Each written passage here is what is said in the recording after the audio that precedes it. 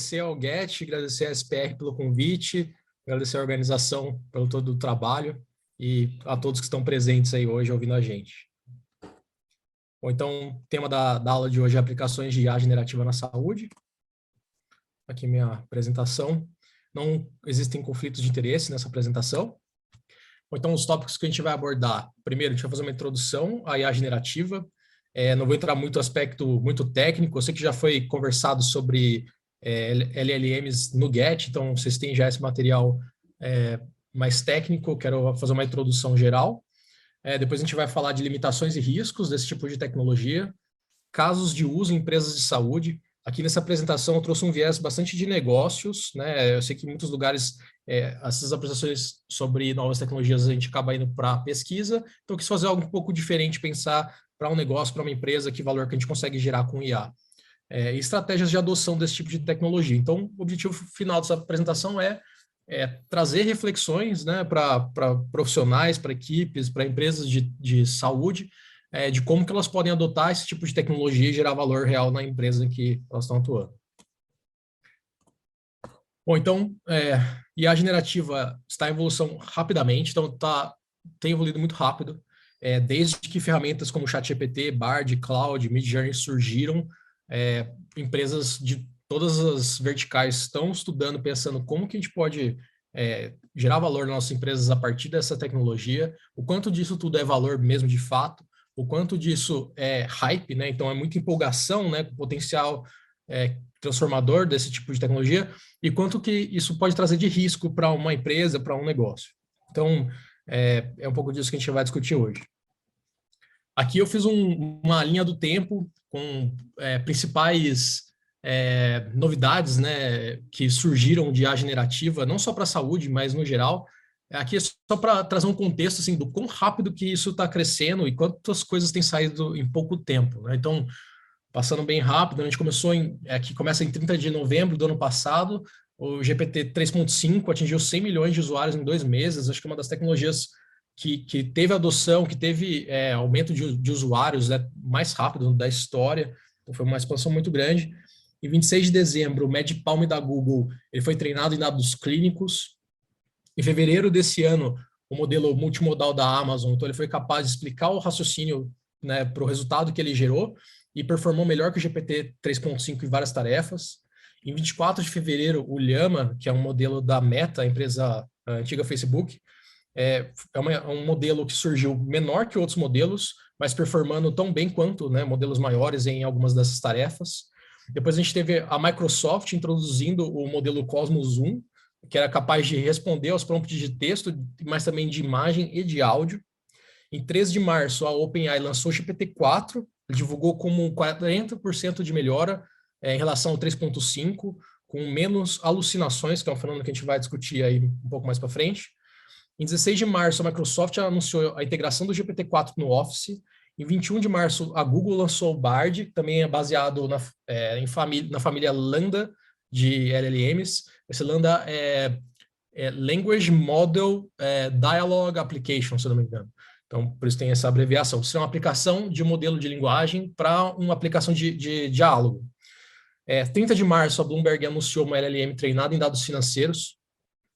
13 de abril, a Amazon anunciou o Bedrock, que é um serviço para disponibilizar LLMs de diversos fornecedores através de uma API, além da sua própria LLM. Então, assim, tem muita coisa saindo todos os dias, é super difícil de manter atualizado sobre tudo, né? Que eu só trouxe um panorama geral, mostrar um contexto de como que isso está crescendo rápido e quanta coisa que tem saído para trazer essa ideia para vocês. Então, muita coisa pode mudar. Mas, assim, de fato, o que é essa IA generativa e o que ela é capaz de fazer?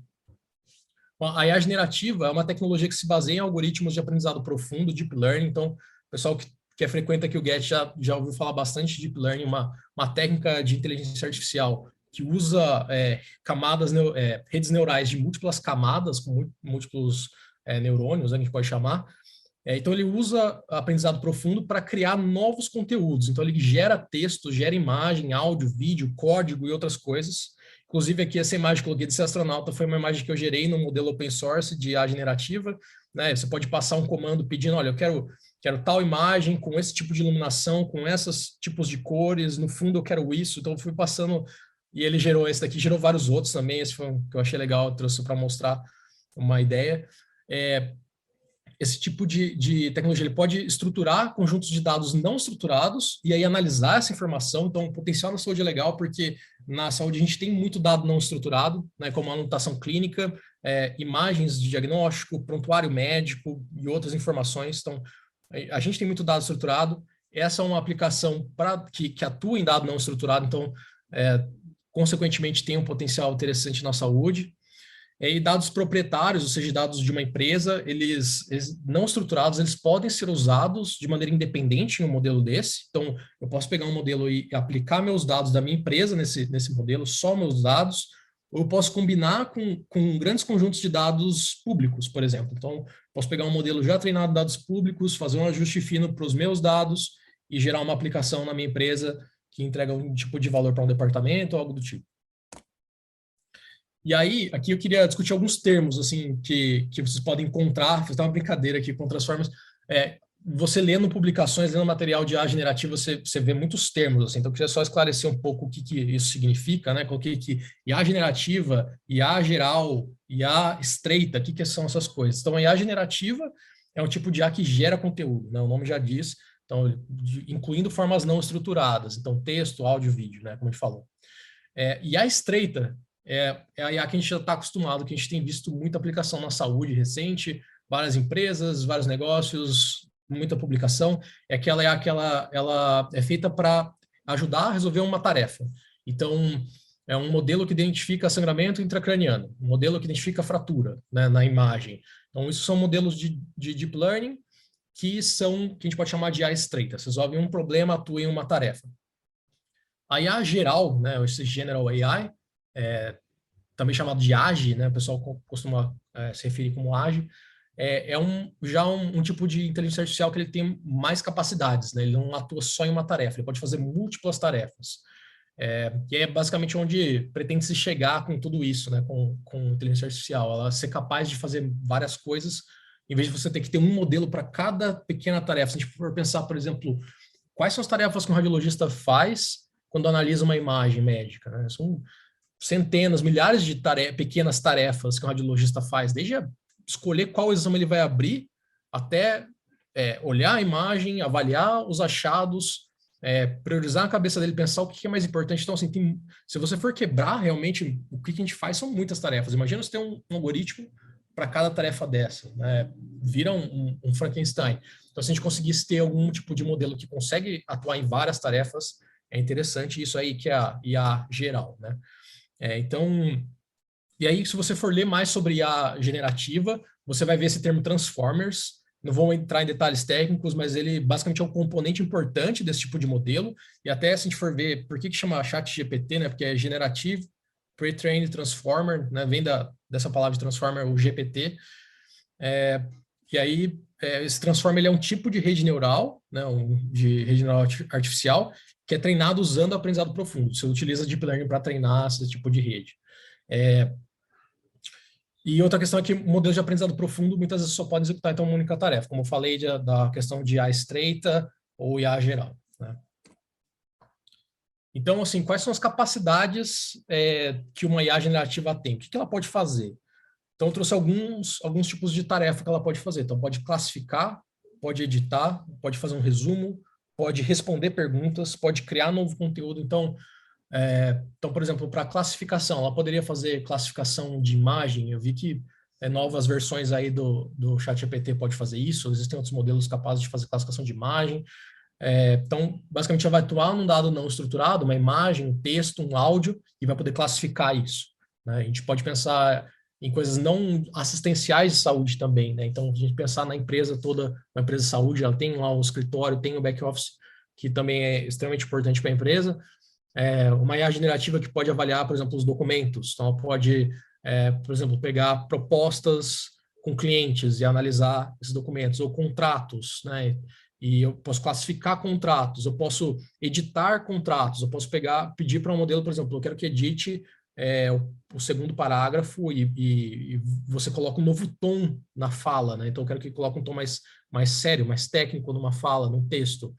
Será um exemplo de edição. resumo. Às vezes você pode pedir, colocar um material, pedir um resumo sobre ele para agilizar um trabalho. Então, desde um trabalho corporativo, né, você avaliar um documento, um contrato, uma proposta, eu tenho que avaliar várias propostas todos os dias, né? Se pensar num gerente, alguém que trabalha dentro de uma empresa, você pode, por exemplo, fazer um resumo de todos os documentos para ele e tentar ajudar no trabalho. Seria um tipo de tarefa. Respostas e perguntas, pode passar um documento e fazer perguntas sobre ele. Então, assim, olha, nesse documento existe por exemplo, um documento legal, né, um contrato. Nesse contrato que eu estou fazendo com o cliente, existe, por exemplo, uma questão que a gente fala aí sobre um seguro de compartilhamento de dados, né? Isso está incluído no nosso contrato? E ele vai dizer, olha, tem, não tem, onde que está? Me devolve então esse texto, né? Pensando assim numa aplicação mais voltada para assistencial, em radiologia. Então, você fazer perguntas, por exemplo, sobre um laudo, né? Esse laudo, ele está certo, está errado? Ele tem algum erro, alguma inconsistência? A opinião bate com a conclusão? Várias perguntas que você pode fazer. Uma coisa que andei pensando assim sobre, por exemplo, você comparar laudos, né? Um follow-up de um paciente, você perguntar nesse novo laudo, existe alguma nova informação? Né? Existe uma inconsistência entre esses dois laudos? Então, de repente o médico esqueceu de citar uma informação no follow-up, seria algo interessante. Então, basicamente você pode pegar qualquer tipo de informação não estruturada e aplicar uma dessas tarefas usando um modelo correto, né? E numa aplicação voltada para isso. Aqui eu queria falar um pouco sobre limitações e riscos. Esse tipo de tecnologia ele tem limitações, né? Então, o primeiro de alucinações. Esse é um fenômeno em IA generativa, que basicamente ele te dá uma resposta plausível, mas sobre algo que ela inventou, ela criou e não existe de fato. Então, se você perguntar, por exemplo, sobre um modelo de carro, assim, você falar, qual a vantagem dos últimos modelos da Volkswagen, você falar alguns modelos de carro e você perguntar sobre um modelo de carro que nem existe, ele te dá uma resposta. Né? Em vez de ele falar, olha, não existe esse modelo de carro, não, ele te dá uma resposta sobre isso.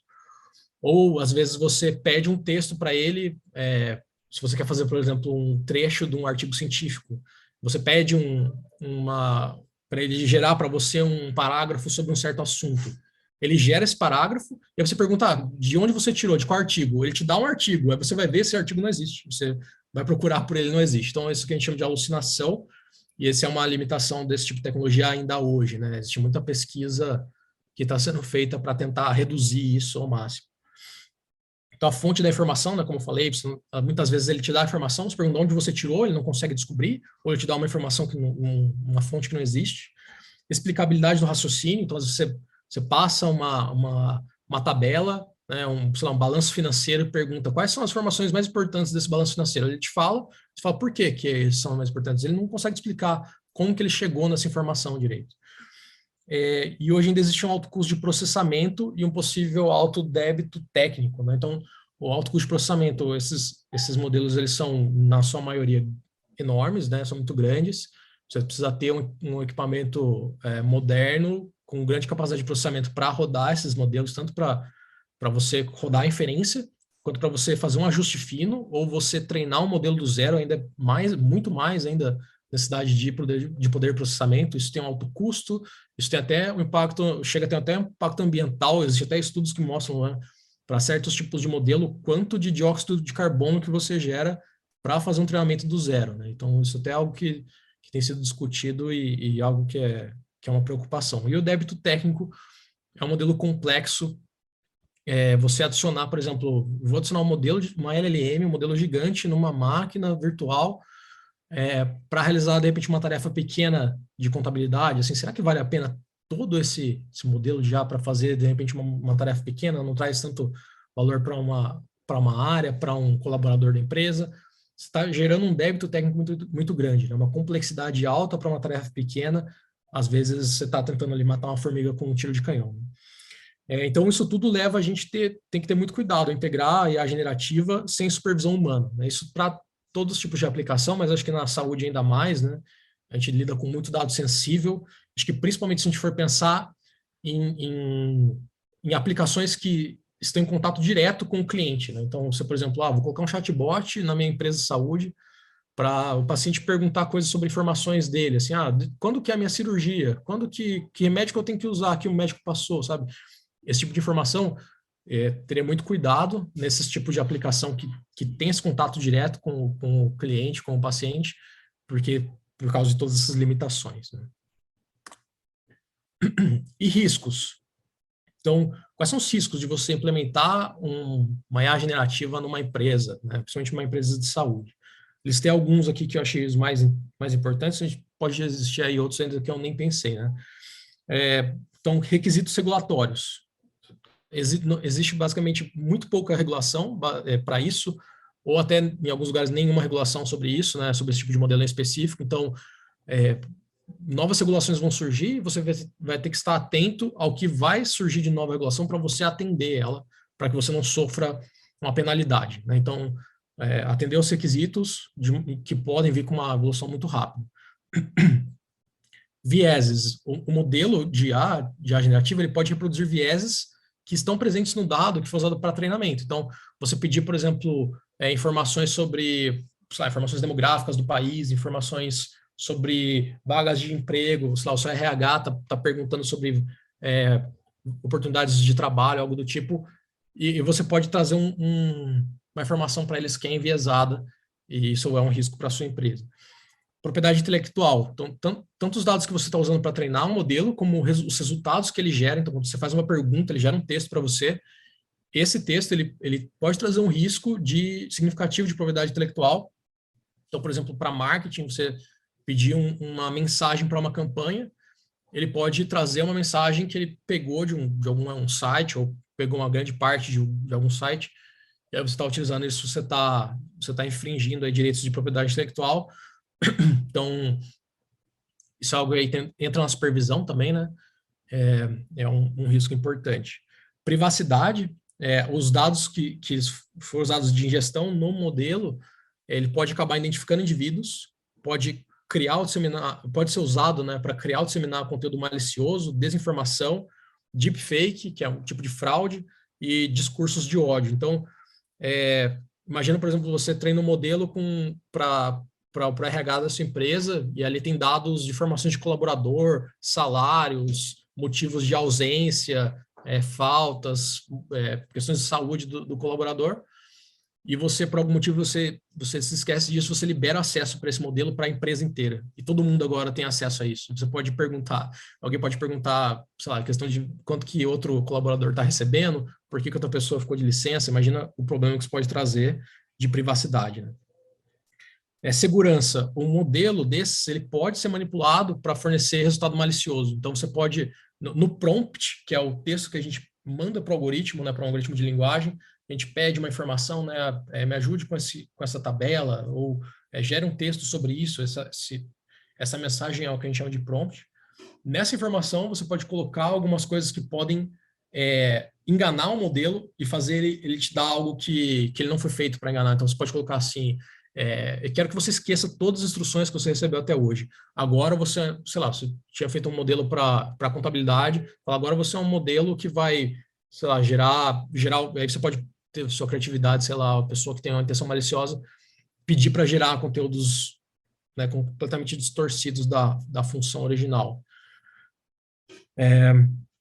Explicabilidade, né? Um grande desafio, um grande desafio a gente conseguir entender como é que o modelo chegou no resultado. E isso na saúde acho que é ainda mais importante. Então, você colocar um modelo de IA generativa, né, e pedir para ele, por exemplo, informações, não sei, quais são as principais terapias indicadas para esse paciente, você passar informações do laudo do prontuário médico, ele te dá lá a informação, te dá umas orientações. Como que ele chegou nisso? Que informação que ele usou para te dar aquela orientação? É muito difícil descobrir isso, né? Então, na saúde, essa é uma questão muito importante.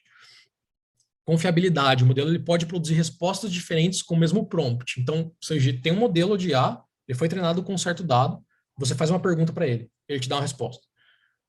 Amanhã, outro dia, você vem e faz a mesma pergunta exatamente do mesmo jeito, ele te dá uma outra resposta. Provavelmente não vai ser uma resposta tão diferente, mas elas são respostas diferentes, né? Até onde a gente pode confiar, então, que aquilo que ele está te dando é uma informação fidedigna, uma informação correta, né? O impacto organizacional, essa é uma tecnologia que tem um potencial grande de mudar a maneira das pessoas trabalharem, e você pode ajudar uma parte da sua empresa e pode acabar dificultando o seu trabalho de outra parte da sua empresa. Então, isso é algo a se considerar. Impacto social ambiental, que eu falei que existem estudos, né, de quanto de dióxido de carbono você libera para treinar um modelo de determinado número de parâmetros, né? Esses modelos têm bilhões de parâmetros. Existem estudos disso, né? Então, imagina que todo negócio, toda empresa, todo CNPJ começa a ter um modelo de IA lá que ele está treinando com dados do zero, quantidade de poluição que a gente pode gerar, de custo de energia, então o impacto ambiental ele é considerável. Bom, então vamos falar de aplicações da saúde agora de fato, né? Eu acredito que muitas empresas de saúde elas vão optar, né, baseado em tudo isso que a gente conversou, limitações, riscos. Acho que muitas empresas de saúde elas vão optar para começar a utilizar e começar a gerar aplicações de IA, começar com o uso administrativo operacional da empresa primeiro. E conforme a empresa ganha experiência, ganha confiança, né, a equipe ganha confiança, experiência com esses modelos, aí a gente pode passar a pensar em aplicações clínicas diretas. Então, esse é um processo que eu imagino que a grande parte das empresas vão seguir. Mas cada empresa é diferente e cada empresa pode ter a sua estratégia de implementação, que a gente vai conversar um pouco também sobre possíveis estratégias. Então, aqui eu trouxe algumas aplicações que eu encontrei, que eu pesquisei, estudei, que eu discuti, conversei com o pessoal, opiniões próprias, né, da minha experiência também.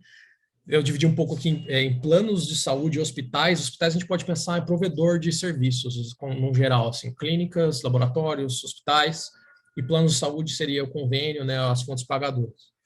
Então, em cima aqui são os planos, embaixo são hospitais, né? Pensando em planos de saúde, algumas aplicações, tanto clínicas, eu misturei um pouco de aplicações clínicas com aplicações corporativas e administrativas também. Então, resumir informações clínicas para gestores, né, de planos de saúde, né, dos seus pacientes, sintetizar a informação de caminhamento, então sempre que recebe um encaminhamento para um novo procedimento, algo do tipo, ele sintetizar, estruturar essa informação. Às vezes você pode pegar a informação do pedido, algo do tipo, torná-la estruturada e a partir disso fazer análises, acompanhar a evolução de informações. Resumo de cobertura, roteiros para chamadas aqui, no caso chamado telefônico com o cliente, né? Então, para certos tipos de dúvida, o que a gente tem que ter, né? Que tipo de informação que o nosso atendente tem que ter quando ela conversa com um cliente, né, do plano, quais são os principais, um FAQ, né? Perguntas frequentes, quais são as perguntas que a gente tem que ter, e roteiros, né, para essa equipe. Chatbot inteligente, aqui já pensando, né, nessa aplicação que tem contato direto com o cliente, acho que um próximo nível, que o próprio cliente pode ter interação direta com a ferramenta. Planos customizados, então, uma IA generativa que pode avaliar dados de prontuário e pensar em planos específicos para cada tipo de paciente. Análise de feedback, então, feedback que é enviado por áudio, por telefone, por mídia social, seja como for, essa informação é uma informação não estruturada, então você poder estruturar essa informação e aí você poder analisar isso. Um suporte para time de vendas, então, como se fosse um assistente, né, uma ferramenta que um time de vendas pode ter. Então, poderia inclusive, assim, imaginando um modelo que analisa a chamada em tempo real e já sugere para a equipe de vendas novos produtos para você oferecer para um cliente ou coisas do tipo, baseado no perfil do histórico desse paciente e também na informação em tempo real que ele está te fornecendo, né? É uma possível aplicação. Já para hospitais, né, provedores de serviços de saúde, então, gerar resumos de alta, basicamente sintetizar, né, resumir um conteúdo de prontuário eletrônico para um resumo de alta, orientações para atenção primária, então, às vezes o paciente ele sai de alta, ele tem ali não só uma receita, mas orientações, né, do que ele tem que fazer, seguir, às vezes ele vai voltar lá para o posto de saúde onde ele está sendo acompanhado, ele de repente voltar com algumas orientações para o médico, né, que vai acompanhar aquele paciente. Controle de qualidade dentro do próprio hospital, tanto do atendimento médico quanto dos serviços administrativos. resumo de orientação para paciente, então isso pode ser baseado na história clínica do paciente e pode também pegar informações da literatura. Gerar material educacional para os colaboradores, para os pacientes, pensando aqui no serviço de radiologia, de repente num site você ter um vídeo, ter um conteúdo, um texto explicando um procedimento, então o paciente, ele agendou certo procedimento, ele já recebe um e-mail explicando como é feito, os passos, preparação, tudo. Esse material, esse texto, ele pode ser gerado através de IA, né? Obviamente, supervisão é importantíssimo. Estruturar dados de prontuário eletrônico, né, que a gente já falou, e aí diversas funções corporativas, né, RH, marketing, contabilidade financeira, todo mundo, eu acho que pode se beneficiar desse tipo de aplicação, pensando principalmente num assistente que ajuda com análise de dados, com resumo de texto, com gerar novos textos, né, acho que seriam utilidades, né. Mas, assim, isso aqui são ideias, né, que eu busquei materiais, publicações, que eu trouxe ideias minhas também, mas acho que assim, é uma tecnologia super nova, né? Então, novos casos de uso, novas aplicações vão surgir e a gente tem que estar atento para avaliar esses potenciais valores para as companhias que a gente trabalha. Então, assim, baseado nisso, assim, quais são as estratégias de adoção? Ok, achei casos de uso interessante, pensei nos riscos, pensei nas limitações, eu quero colocar para rodar, quero ter uma aplicação de IA na minha empresa, como que eu posso seguir? Quais são possíveis estratégias? Bom, primeiro, as empresas precisam considerar diversas informações, vários fatores, né? Qual que é a estratégia de IA da companhia? Por exemplo, para esse tipo de tecnologia. Eu quero agir agora, se eu quero agir agora, como eu quero agir? Então, agir agora, por exemplo, será que faz sentido eu já começar com todos esses riscos, com todas essas limitações? Faz sentido eu começar a já tentar usar agora? Ou de repente eu espero sair uma regulação, né? Depende muito de cada empresa. Tem empresas que têm apetites para riscos muito diferentes, né? Tem públicos diferentes, outros segmentos de mercado, então isso tudo tem que ser considerado. Faz sentido para mim agora, né? Pegar um modelo agora, arcar com esse custo, arcar com esse risco, ou eu vou esperar um pouco isso amadurecer e vou agir mais tarde. E se eu quero agir agora, como que eu vou agir? Qual que vai ser a minha estratégia de implementação de fato, né? Eu vou ver isso como uma grande oportunidade de mudar completamente o meu negócio ou eu vou agir com cautela, eu vou, de repente, colocar um projeto para rodar, vamos estudar, avaliar qual que é o custo de ter isso daí, qual que é a complexidade que tem que ter, eu tenho equipe suficiente para dar suporte para essa aplicação, então vou agir com mais cautela, vou devagar, vou escalar aos poucos, ou não, nossa, é uma grande oportunidade, eu quero ter isso rodando para todas as minhas áreas da minha empresa. Isso depende muito da estratégia da companhia. Qual que é a expertise técnica da minha equipe? Eu tenho equipe para poder cuidar desse projeto, né? Tocar esse projeto. Eu tenho arquitetura de tecnologia de dados, então esse tipo de modelo ele exige, em alguns casos, que você forneça muito dado, ele precisa ter acesso a esse dado, tem que estar limpo, organizado. Eu tenho isso pronto, ou vou ter que ainda estruturar, fazer uma estrutura de dados ainda, para depois pôr um modelo. Então, talvez eu tenha que dar um passo para trás e colocar ordem em casa antes de colocar o modelo desse, né? A gente constrói em etapas. Qual é o modelo operacional da minha empresa, né? Quais são os processos de gerenciamento de risco que eu tenho? Então, eu posso assumir esse risco agora ou não posso, né? Basicamente. E aí tentei resumir isso tudo numa tabela, assim, pensando como é que a gente pode organizar isso, né? Eu coloquei estratégia, possíveis custos, experiência, necessidade de dados proprietários e necessidade de se estabelecer processos dentro da empresa para esse tipo de aplicação. Então, pensando em estratégia, possíveis estratégias para começar a usar IA generativa. Você pode contratar um serviço de software as a service, então, vocês já conhecem ChatGPT, Bard, essas coisas, que você paga um FII, então o custo é baixo, lá $20, eu acho, por usuário por mês, né, relativamente baixo comparado com os outros, né, que a gente vai falar. A experiência que você precisa ter na sua empresa não é, acho que é a mais baixa de todas aqui. Você já tem um produto pronto para você só interagir com ele. Acho que tem muita questão de orientação da equipe, né? Olha, essas questões que a gente falou de riscos, né? Isso, quem está usando tem que estar ciente disso, né? A gente pode ter até um termo de uso, algo do tipo para a empresa. Necessidade de dados proprietários, nesse caso, não existe, porque você já tem ali a aplicação, por exemplo, o chatbot, que você tem uma troca de pergunta e resposta com eles. Você não tem que colocar dados seu no chat GPT. Você até pode fazer isso, mas nesse nível aqui, não é necessário. Estabelecer processos, então, de governança de dados, de segurança de dados, não é tão importante quanto nos outros aqui. Se você não estiver colocando, por exemplo, dados sensíveis da sua empresa dentro do chat GPT, esses processos não precisa ter um processo por trás disso, né? A estratégia baseada em API, então a ideia é que você pegar uma API, que pode ser dessas empresas que a gente citou todas, e você construir um software ao redor dessa API, né, que consome essa API. Então o custo disso, ele é de baixo a intermediário, né? Aqui é sempre relativo, né? Baixo relativo aos outros. Depende muito do escopo, né? A gente quer construir, qual que é o escopo dessa aplicação? A gente quer ter um software super desenvolvido, né? Então, com uma interface, com design, tudo. A gente quer ter um negócio mais simples, um projeto piloto, uma prova de conceito.